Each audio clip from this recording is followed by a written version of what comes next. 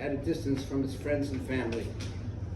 But knowing the depth of his health issues and what he was going through, I never left his side. I know what it is to be alone. I really do. So me and Greg, we shared that together, and that's why we bonded so tightly. I truly believe that Gregory's greatest love was when we were playing sports in Kelly Park. I remember the days we would play sunup to sundown, playing either softball or football. And I remember the times Gregory's grandmother, Nana, calling him from outside the park to come home for dinner. By the way, Greg's grandmother was a terrific cook, and so was his mother, Jean. I remember one time when Nana invited me for dinner to enjoy her spaghetti and meatballs. I still remember the taste to this very day. I was on the third bowl when, out of nowhere, Craig's brother Mike, my buddy, who was sitting right next to me, elbowed me in the ribs, as if to tell me, enough already. We had to be 13 or 14 years old at the time, but it was all in fun just the same. The greatest memories of my life was when Gregory, Mike, Robin, and myself were all playing sports. It was our passion. It was our life. Gregory also loved playing stickball as well. One day, it's one of my favorite stories about Gregory. One day in 1975, I challenged Gregory to a stickball game, which we played at PS 197, right off of Kings Highway.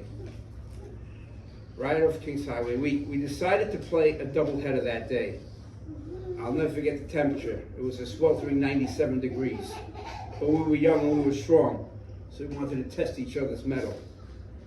The first game I pitched, the best game that I ever had. I had a great fastball and a mean curve. I would be the victor in that first game, beating Gregory 3-2. The second game was no contest. I believe I made Gregory mad by beating him that first game. He went on to destroy me 13-1. To this day, Gregory hit 3 home runs against me and was the only opponent to ever do that against me. Gregory let me know who truly was the better player.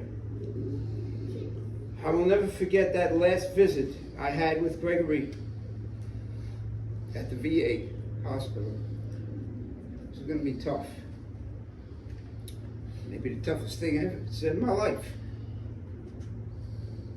Gregory was a tough guy, through and through. Up until that point, I never saw Gregory cry. He was extremely frail health and could not speak because he was so weak. I sat right next to him and held his hand. And I told him, "Don't worry, Greg. Everything's going to be all right. You're going to be all right again." And with those words, Gregory looked right in my eyes and he began to cry. It was a very difficult moment for me to watch. I love Gregory Guariello, and I want you all to love him too. He will always be in my heart and my thoughts. Oh dear God, please hold Gregory in your loving arms.